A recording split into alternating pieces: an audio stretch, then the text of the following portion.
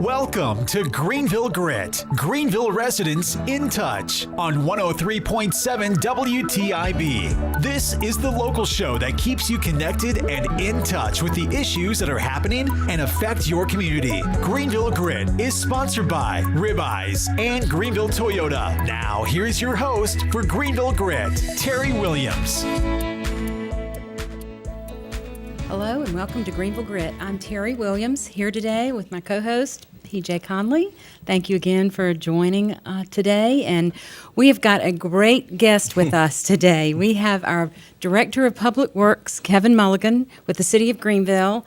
And he's going to give us some great updated information on everything that's going on about our road projects and I guess anything else that we can come up with, questions and answers that we need today, because we have so much going on right now. I've heard, do a little bit of Facebook and everybody's complaining a little bit in one sentence, and then the next sentence they're saying, but hold on, when we really get it all finished, we're going to be so excited, and our city's going to be really on the way to having some great roads and great projects finished. So we're going to discuss that shortly, but before we do, let's thank our sponsors that have been with us since we've started our show. We're so excited and we thank them so much. Greenville Toyota has been with us from the beginning. If you are looking for a new or used vehicle, if you're a first-time buyer, they have great programs to offer you. They have lease programs, they have special financing. You can look them up on the website at greenvilletoyota.com, or you can call them at 252-321-3000, and they can help you with a vehicle.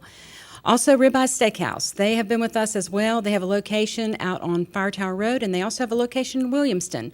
Great salad bar, great steaks. They offer wonderful pork chops if you're not a steak eater. They still have lots of things to offer. They have a wonderful room here in Greenville. You can have a party or meeting. So be sure to contact them at ribeyesteakhouse.com as well, and overtonresidential.com.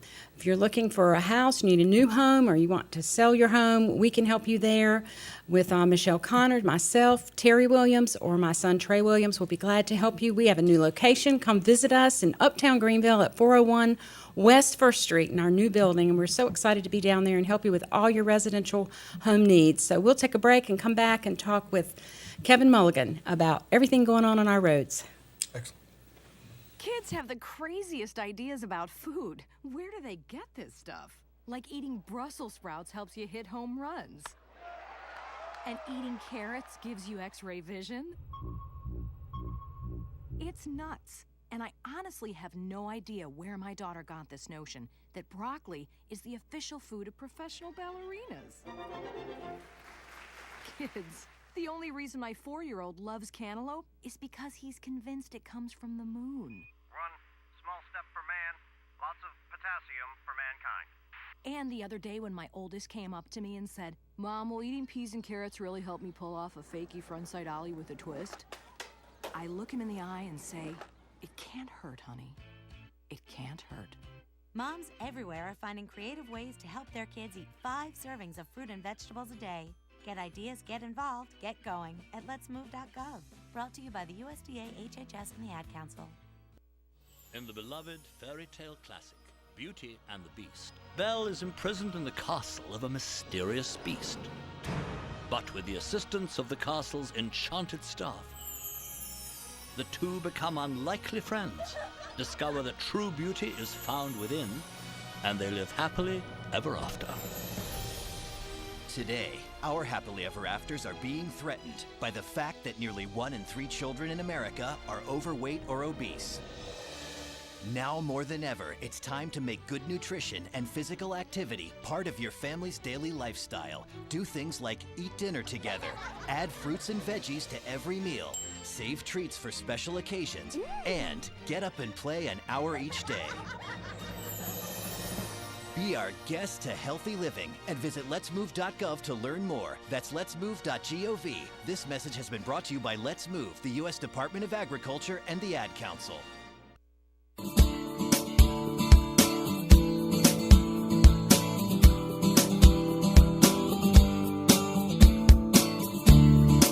Welcome back. We have a wonderful guest today. Kevin Mulligan's here. Thank you so much for coming. My pleasure. Thanks for having us. We have all our citizens, like I said, we're riding around, we're detouring all over Greenville. It seems like we've got project after project going on at the same time. They all just seemed to rolled off at the same time or within a couple of months of each other. But we just thought it would be a great time to give everybody sort of an update. Yeah. I don't know what kind of order you want to go in, but we'll just kind of let you start, and then maybe PJ and I will kind of chime in on where we Absolutely. want to jump in. Yeah, there's quite a number of projects, both public and private, that are going on. Economy's back. Right.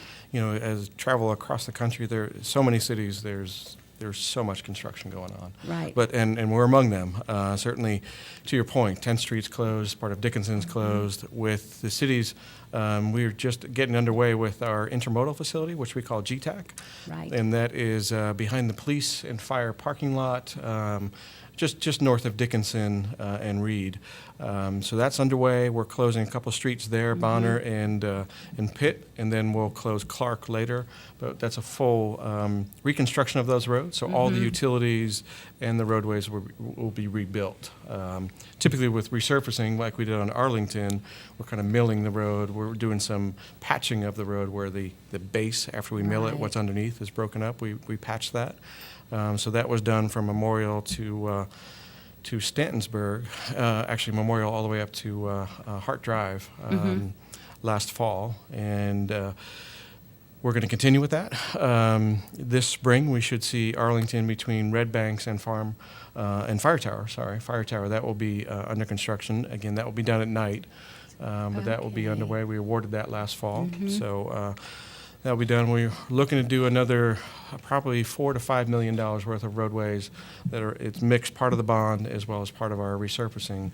Our council has, since I got here, we've increased it from about $500,000 a year to close to $2 million a year that we're putting into roads every year, and that's a great thing. The Yeah, city has we really just needed have that. to have it, yeah. If we just look at our infrastructure and how it ages, we're right around that number that we need every year just to sustain ourselves. So, so kudos to the council for Right. recognizing that and putting that money available to the city.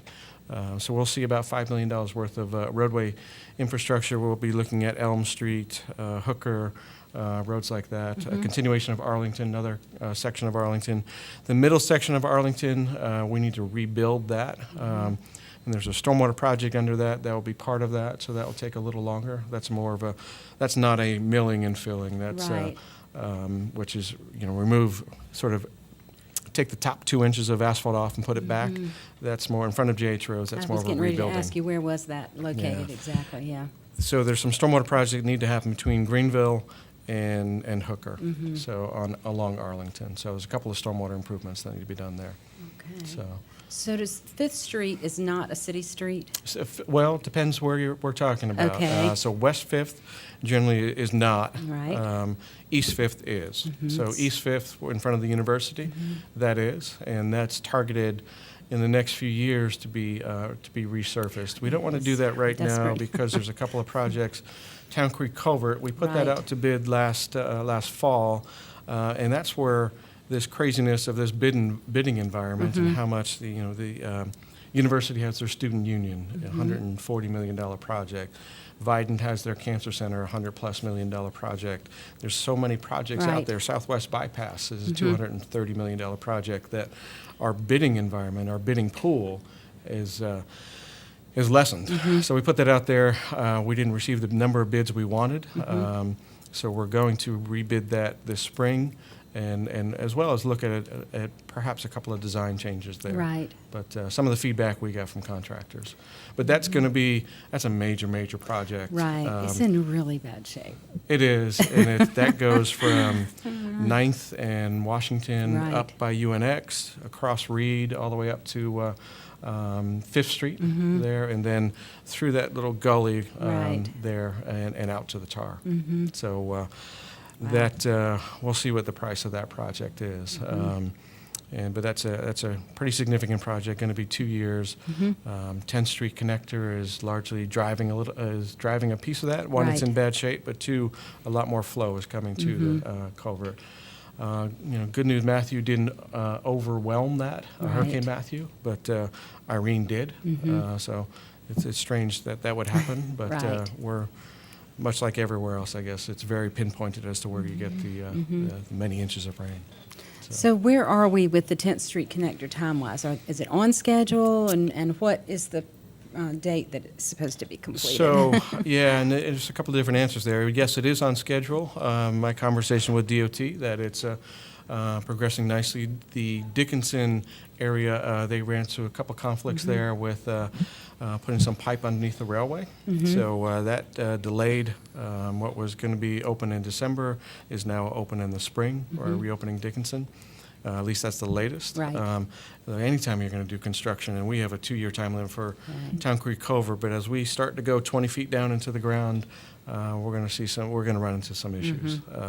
So 2 years, anytime you hear a construction timeline, that's if everything goes right. Right. Maybe we should change it to 3 years and count on 2. Exactly. But it's on schedule. That schedule is 2019. It Okay. opens up. Doesn't mean the whole entire section of the roadway is closed. I mean, Farmville's open right now. So Right. you see that they're doing a side of it. They're also doing the overpass. There are portions of it that are closed, but some of those portions will open up in that interim period between. Right. But when they're done with everything, all the landscaping, the striping, the fencing, the lighting, that will be, as well as the roadway and the bridge, it'll be 2019, early 2019 is what the information I'm getting. So that 10th Street, when the connector, like the overpass, and it comes on down by the Starbucks area. That's right. On down by McDonald's, will some of that road in 10th Street and come on down toward Elm, will some of that be repaved as well? Because there was discussion about, that needs attention as well, and they were sort of waiting, I think, Sure. So on the connector to be. the connector project itself is done at Evans. So Okay. there's parts of Evans down to 9th Street that will be redone as part of that project. But from Evans down to, say, Oxford is part of a different project, a Right. safety improvement project, as well as probably some more of the DOT's typical resurfacing. So we're working with them on the different phases of that safety improvement project where sidewalks, crosswalks, some pedestrian, what they call hawk signals, pedestrian signals, or these flashing beacons that you've seen throughout the state, maybe, Right. where if a pedestrian wants to cross at a crosswalk, they push a signal, and that will flash to the motorist that they should stop. It is state law that a pedestrian Right. in a crosswalk, and that's an educational piece that we're trying to get out there with fire department, police departments doing a Right. great job with that, as well as DOT. The whole Watch For Me campaign. If there's a pedestrian in a crosswalk, a motorist is required by law to stop and allow that pedestrian to cross. So, getting the pedestrian to the crosswalk is another educational Right. piece. PD, police department, their police chief, he presented to the council last week, and the majority of accidents and pedestrian conflicts or accidents with motorists occur within 150 feet of a crosswalk. So not in the crosswalk, Right. but within 150 feet. And that's just something educational we can hope to just educate the public and try to avoid. And it's really, this is not directed, this is not at students. This is Right. throughout the Everybody. city. This is everyone. So, Well, we're probably all guilty of crossing the street where we're not absolutely. supposed to. We're, So path of We least all do it. resistance, which Yeah. is convenient until it's not convenient, That's until there's a right. car there. So that educational piece needs to be out there. I think some of the things we're trying to do with DOT is try to move as much as we can away from some of these continuous center turn lanes. There needs to be a point where we can turn and a point of safe refuge for a pedestrian. So if there's 5 lanes, that's very difficult to be able to cross all 5 lanes, looking this way and that way, and trying to gauge that traffic. And sometimes what we find are people start stopping in the median in that center lane, and that's where some of these conflicts are happening. right. I know sometimes they stop there and they just carry on a conversation right in the middle of Yeah, it's I don't know where they think they extremely are. dangerous, and one of the areas that's really a danger is 10th Street between Right. Greenville Boulevard and Oxford, in particular by 33 East, Copper Beach, Right. and that River Bluff area. Yeah, it And that's is. the first phase of that safety project that they're looking to do. And we also seem to have an issue, and I know it's not just in that section, because when Henry was on a few weeks ago, we were talking about other areas like out here where they have those motorized wheelchairs, and they seem to want to use that center lane like a lane to just drive in. And I don't know what type of laws or ordinances there are for They should for be using that. the crosswalk. They should not be doing what, there's pedestrians, there's families, Right. there's people walking back and forth, and then, lack of access management. There's Right. driveways all over, and there's cars turning into each other. Mm-hmm. We have a bit of that on Memorial, a bit of that on 10th Right. Street, and various other places in the city that Very dangerous. certainly trying to take a concerted Mm-hmm. look at. If we could, we'd do them all at once, but we don't want to close all the roads at once, and Right. we just don't have the funding collectively, DOT or the city. Mm-hmm. So. Well, I know one of the things that I want to talk about, and I'm sure you do too, might be Evans Street, and there's been some conversation Sure. and this week, and maybe some explanation. Maybe PJ wants to handle these questions, but we were discussing what was going on with Evans Street down by the South Hall area. Seems to be a lot of controversy and a lot of Yeah. conversation Absolutely. about that. But I say there's no easy answer there, right? There's a tremendous traffic problem, Yeah. and that's why this project's probably where it is right now. It's not an easy answer. Mm-hmm. There's a tremendous traffic problem. We're showing it getting worse much worse over the next 40 years. So there's a preferred alternative on how to handle that intersection, the intersection of Fire Tower as well as Greenville Boulevard. And it calls for more lanes, widening of that road. So widening of that road has some impacts with the neighborhoods that are right next to it. And so there's some berms as well as a brick wall built there. And that brick wall has been part of South Hall forever. And so DOT, direction of the council, they're going to look to see what the smallest footprint can be, meaning do not impact those berms and those walls. Will they be successful with that? I don't know that they'll be able to fit that project in with the 2 lanes and the center lane and sidewalks with just that. So they're going to look at every option available. What happens if we do it this way? What happens if? What are the options in front of us? Does it include bike lanes? Does it not include bike lanes? Include sidewalks? Not include? Does it include a center median? Do we have no turns? Or can we not do the project? So I think we all want to do the project. Want to and do that's- something. We need to do something. Right. And that's a given. It's just we don't have all the answers yet, and they don't have the answers yet. So they're going to look at the parameters that were given to them. Essentially the smallest footprint possible, and what can we do in that footprint? well, sometimes it seems to me. I mean, I know that. And you may be an advocate of the center lanes, of the medians in the center. Sometimes they don't seem to fit. That particular area, as heavy as our traffic is still more residential. I mean, it really is. At once, even at the stoplight by the Ulta and where Lowe's Foods used to be, Yep, from about there, almost all the way, minus the Regency, it's almost all residential. That's right. So to me, just happens to be a unique stretch of road that might have to be handled differently than any other area Yeah. that I've seen us have to tackle. So a median may not be the answer, or a bike lane might not be the answer for that particular. I'm not saying sidewalks wouldn't Yeah. still be necessary since it Sure. is residential and there might be some walking, Right. traffic. But I just wonder, what the view. I mean, I'm not saying Yeah. say what you think but just what the ideas might I be. know from a starting point, there's the Complete Streets initiative that DOT has, and certainly the city's on board with that as much as possible. Right. So can it fit? And there we're going to Yeah. find out. And if it can't, we may have to. Obviously, we're going to go back to the drawing board with DOT and look at the various options there.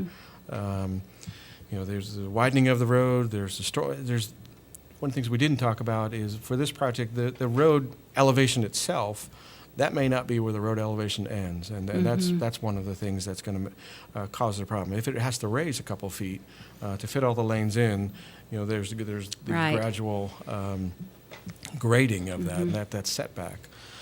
If there's anything done to those berms, if there's anything done to the brick wall, we don't want that done, right? As a city, we don't want that done. DOT, they're not looking to bite that off. They certainly don't want to do it. But if there was anything done like that, they would put it back.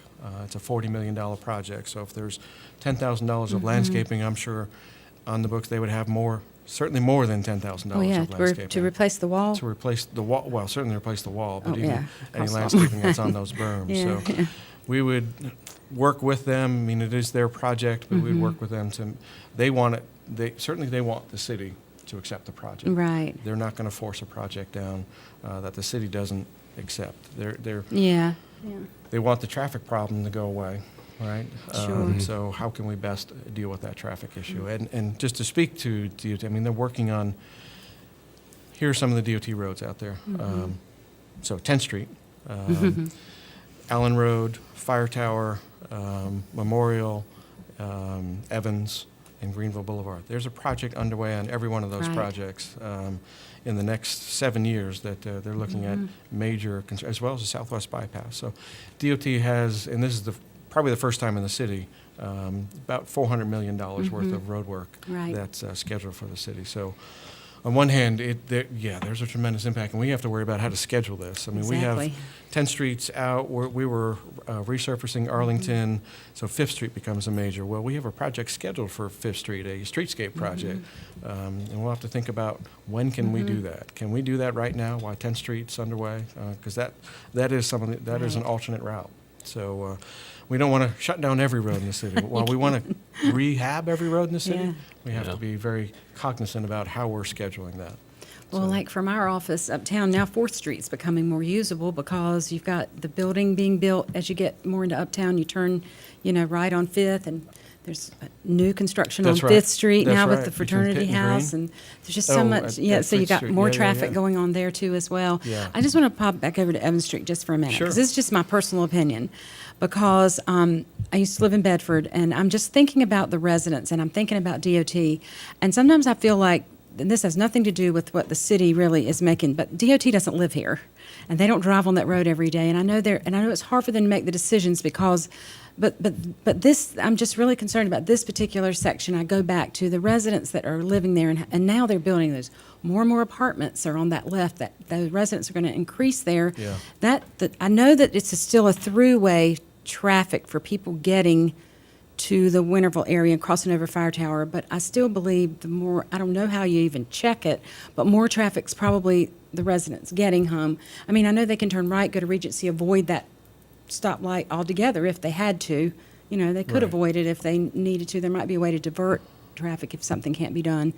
But I just feel like, I don't know, I'm really concerned that the residents are going to be overlooked in the ultimate decision. Well, and I hope that won't happen. Yeah. That's all I'm and I saying. think as we saw Thursday night at a council meeting, certainly a lot of residents came out, both for and against Right. some of the bike lanes, but there was a strong contingent from all of the residents around, in particular that area down by Fire Tower. Right. And certainly the council directive was, you heard the residents. Right. We need to see what we can do here. It's kind of so a mess. I don't think there's any way that the residents will not be heard. Right. Certainly, that's the council's mission, and that's Right. the mission they passed Sure. on to both us and DOT. And there's a harmony there. Yeah. And finding that partnership, finding how do we, on one hand, there's 44,000 people a day using that road. Right. Using that traffic. And so how do we, and it's not just all the people, I mean, there's a heavy usership of Greenville residents using that and then turning one way or another That's on true. Fire That's Tower true. or Regency, or just to get to Bedford or Lindale. So, Right.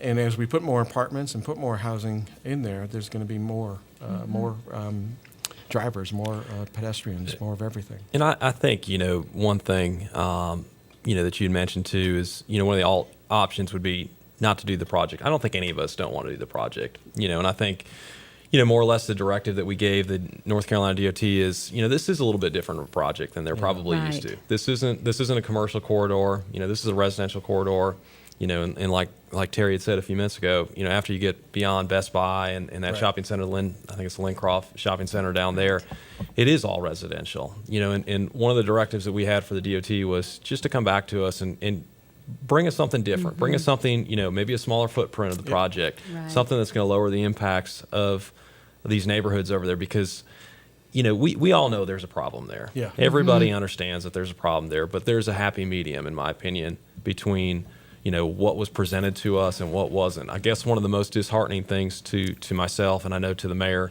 had mentioned this too back in December, is we asked them kind of come back with, some different options that may lower or shrink the footprint, lower the impacts to the subdivisions. Right. And I think we were a little bit disheartened that they came back with the exact same alternatives.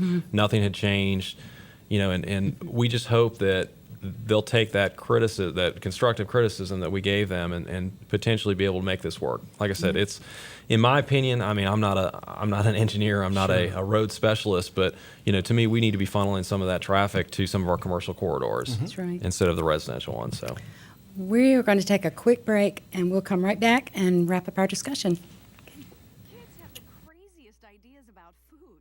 Where do they get this stuff? Like eating Brussels sprouts helps you hit home runs. And eating carrots gives you X-ray vision. It's nuts. And I honestly have no idea where my daughter got this notion that broccoli is the official food of professional ballerinas.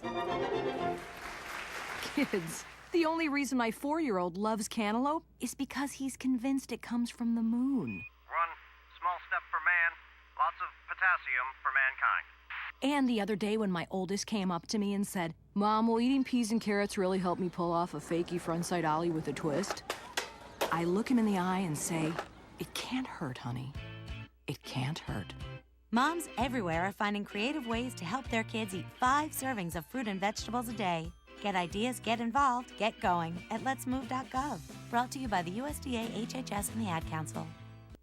Hi, this is Willie Nelson. These days, we all know people all around us that are having some hard times, losing a job or losing a home, and we hear about how many have to move just to look for work. It's terrible to lose your home. For many, they're also losing a beloved family member, a pet, their dog. These dogs don't understand what's happening to them. Fortunately, there are wonderful people who do. The people and the rescue clubs of the American Kennel Club, the largest network of rescue groups and volunteers throughout America. And they rescue all kinds of dogs, not just purebreds. These good people and the AKC find forever homes for all kinds of breeds. And it gives people one less thing to worry about, knowing that their pets are going to a caring home. To find out more, go to akc.org/rescue groups. No matter how hard times get, remember how good dogs make us feel. They love us, rich or poor. Let's return that love by making sure they have a place to stay forever. This is Willie Nelson. Thank you, AKC.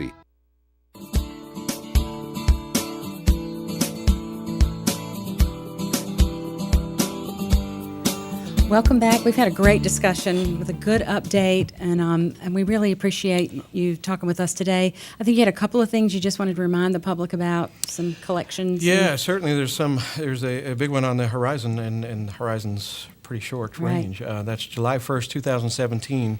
Reminder that that date is finally here. I remember starting 5 years ago, but backyard garbage goes away. Okay. So we started, when I first came here, there were probably about 5,000 backyard customers. We're down to about 800. Special services still out there, but as it always will be. But backyard is going away July 1st, 2017. We're working with those customers to deliver the green carts. There's obviously a cost for those. The recycling is free. But come July 1st, 2017, the whole city will be curbside. Okay, and then we talked a little bit about the leaf collection. That's still going on, and It is, and we're getting to a point where spring cleanup starts, and beautiful weekend like last weekend. Saw a lot of people out there in various neighborhoods, starting that spring cleanup, starting the pruning, the raking. So our yard waste trucks, they're always out, but we'll be focusing on that. And if we have to go to 5.5 days, 6 days a week, we'll be doing that. right. So on the spring cleanup, when people start cleaning out their garages and things like that, what type of things don't you pick up? That might be easier. Yeah. So if there's any bulk waste or any white goods, the program is to call us on that and schedule that. Don't just throw that out on the sidewalk. So we'll be out there to collect it. Again, the trucks that are doing the yard waste are the trucks that are picking up the bulk goods.